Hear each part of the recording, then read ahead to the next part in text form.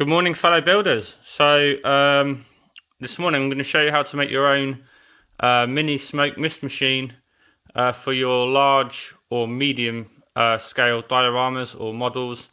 I'm going to put it on the, two of them on the Terminator. What you need for this is some sort of small pot that is relevant to the size that you can hide on your diorama. So this will go underneath the base of my Terminator. That's just a little hair wax pot that I bought from Tesco's. The main ingredient is this air humidifier. It's very cheap off Amazon, £7 each. I'm going to be using two. You might only need one, so that's important. I'll put a link for some of these bits in the description. Two drill bits, one 8mm and one 4 or 4.5mm, some snips, some soldering equipment, some 8 or 7mm in the diameter tube, hot glue gun, and drill, and a little Phillips screwdriver. So I'm just going to get everything plugged in and switched on, and I'll be back. Okay, we're ready to go. You'll have to excuse my working environment, it's not the best, but it's the best I've got at the moment. So to start, we take this, take it apart, take the top off, that goes in the bin. Pull this little tube thing out, keep that, that's important. Keep that, that's what transfers the water to the mister. Pull this plastic thing off. It can be a bit sticky, but it does come off.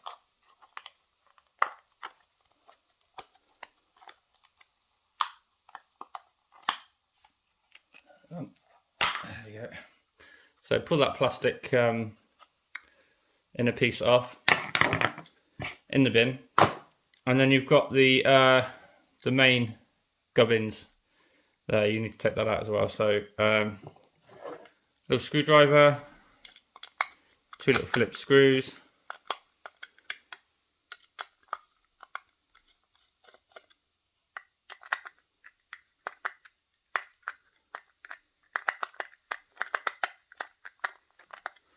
okay, and so you keep that, throw that. Right, so whilst we're waiting for the glue gun and the soldering on to warm up, you need to drill some holes in this lid. Well, one hole. So take your drill, an 8mm bit, and right in the middle, there's normally a little moulding mark where the middle is, but roughly, you know, it doesn't have to be exact. Try and get it in the middle. Put a little hole through there. Mind you, don't go into your hand. On the other side. There we go. And that's your misting hole, where the mist will come out. Clean that up a bit. Of course, you can take all the stickers off this this pot if you wish. Okay. So there's your hole. Just tidy those up a bit. Plastic edges. Right, that'll do. Okay, so 8mm hole in the middle. Now, what you need to do, take this tube retainer thing. It's got a little spring in the bottom. Make sure you keep that. Don't throw it away. That spring's important to keep the pressure, to keep the water transfer cotton stick pushed against the Atomizer, this metal disc. So yeah, what you need to do is cut this down to size. So if you imagine, it needs to sit below the level of this lid, so it doesn't hit the atomizer or the lid when it's shut. So it needs to be below. So I would recommend making it about sort of this length, so like maybe here. As long as it sits below the lip of that lid by 5mm or so, you'll be good. So cut that down. I'd use a pair of snips on the on these bits here, just on each one. Snip, snip, snip. Doesn't have to be perfect. You can use a Dremel as well if you like. Snip. There it goes. Right. And there's the piece you need. Now, you need to glue this into the bottom of the pot, again in the middle. So again in the base of the pot you'll see a little moulding mark to give you an idea. Glue that in the middle there. Take your hot glue gun, dollop of glue on the bottom, and glue it down like so. Make sure it's nice and straight, and that should be fine. Now, whilst you've got the glue gun, take your atomizer. Now, this needs to be the right way round on this, because once you've taken it out, you probably lost which way around it's supposed to go. But if you look on the very surface of the disc, you'll see one side is indented and one side is outdented, protruding. The indented side goes facing up through the hole. So again, with the glue gun, some drops of glue around the top of it. Don't need to go mad, just enough to hold it. And line that up with the hole in your lid, so you can see the middle of the disc through the hole, like that. Once that is in place, wait for that to dry. Now what you can do now is take your tube. Now this stuff isn't vital, but I just think it makes it operate a bit nicer, because when you put this stick in, this tube is a little bit loose, it's wobbly, and that stick needs to stay as much in the center as possible.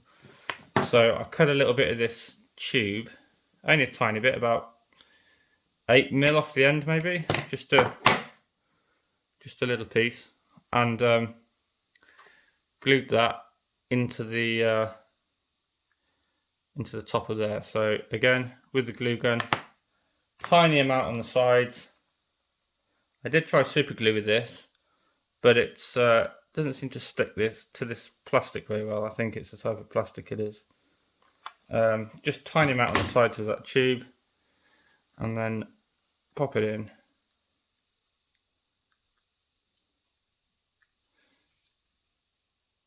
Good thing about hot glue is if you get in a bit of a mess with it, or it goes where you don't want it to, you can just pull it off.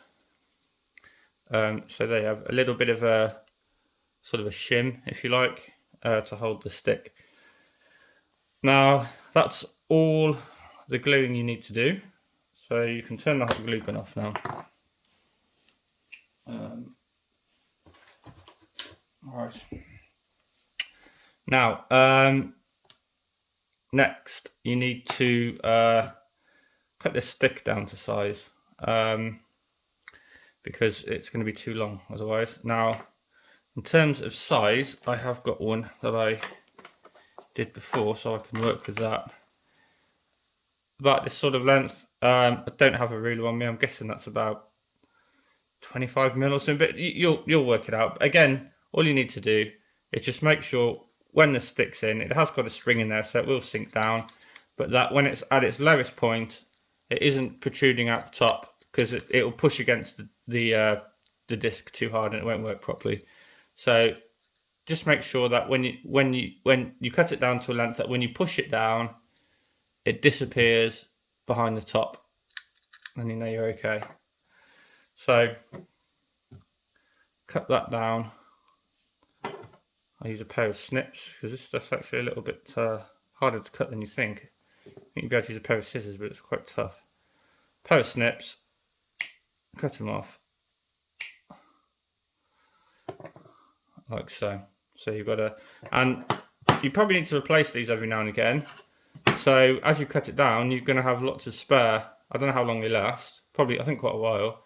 But it comes with a spare stick, and you can cut a few pieces out of each stick. So you're going to have enough to last you, and you can get them cheap off eBay or Amazon anyway. So yeah, so there you go. It goes in there, and just make sure that it disappears behind the top. Final part to this is you need to make a way for this wire to come out the side of the lid, otherwise you won't be able to shut it. Very simple. This is what you need your soldering iron for. You need to desolder these two wires off here. So take the black one off and the red one off. Make sure you remember which one goes where. So you're just left with the board and the wires. Now, just drill near the top using opposite where the wire comes out, so in line, and then in the top here with your 4.5 or 4mm drill bit. Drop the drill and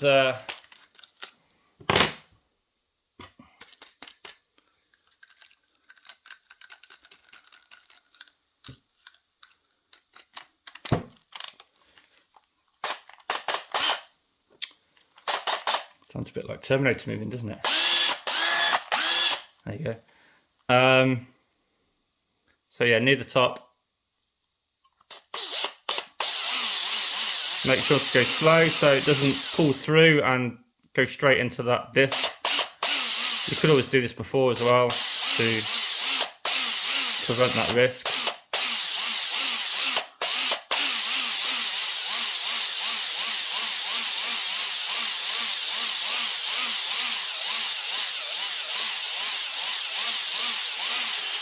There we go, and as you see, it almost did pull through into my disc. So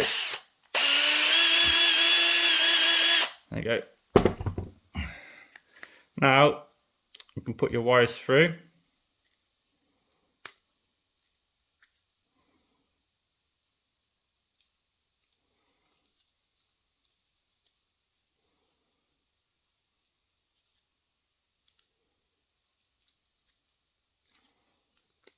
And that means, just tidy up that edge because it's a bit rough.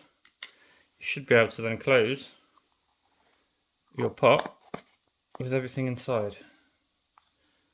Nice. So let's solder those wires back on.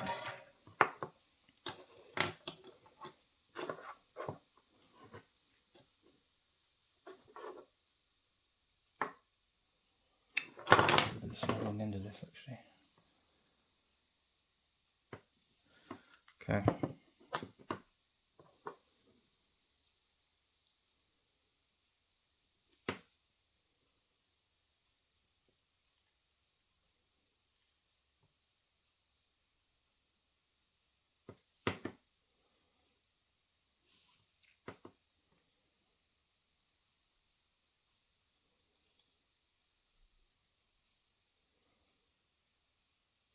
Right, they're back on. So now all you need to do is put some water in there. As long as it's halfway, 3/4, enough so the sticks in the water, then that's fine. And you just need some sort of 5-volt power source. You can use 3 AA batteries if you want. I'm going to wire this into my Terminator base so it runs from the mains through an Arduino. So you can use an Arduino. I don't know the Arduino. If you're trying to use an Arduino, I know the maximum output from the pins is 200 milliamps draw. Otherwise, it will just reset. I don't know exactly how much this thing draws, so you need to check that first. If it draws too much, you'll probably need to use some sort of transistor or relay setup to switch through to something like a 5-volt back or something. But yeah. So any 5-volt source. I'm just going to go and fill it up with water and then we can test it. So I'll be back in a moment. Okay, I'm back and we're ready to test. So just 5-volt in, get some flashing LED. there's a little switch on here that you need to press to start it off. Now, because I'm using two of these, I'm going to link to, because they're momentary switches, not latching switches, so you can't sort of make it come on, leave it on, so it comes on as soon as you plug it in. So I need to combine the two switches basically and have it on the side of the diorama, so I can just turn it on and off if I need to. But anyway, one press of the switch and get a nice lot of smoke. I don't know if you can see that very well, but there is quite a bit of smoke coming out of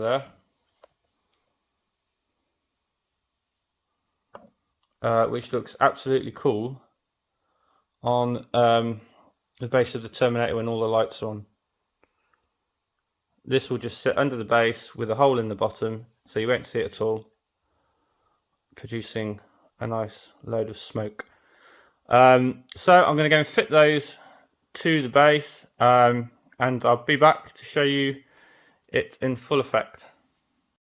Okay, I finished I put the smoke things in the bottom, two of them, and a little micro switch on the side, so you just press that once and we get smoke.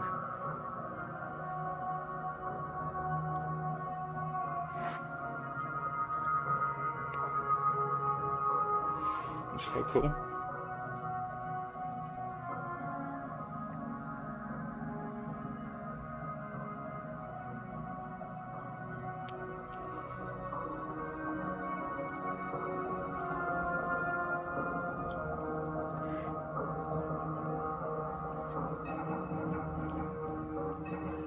I think that'll look quite cool at night as well, when the lights are a bit more noticeable. So yeah, I might do another video later. On the back, I've got some pipes so I can fill them up with water without having to take everything off. Just with a little syringe. But yeah, I'm quite pleased with that. It looks quite cool. Thanks for watching.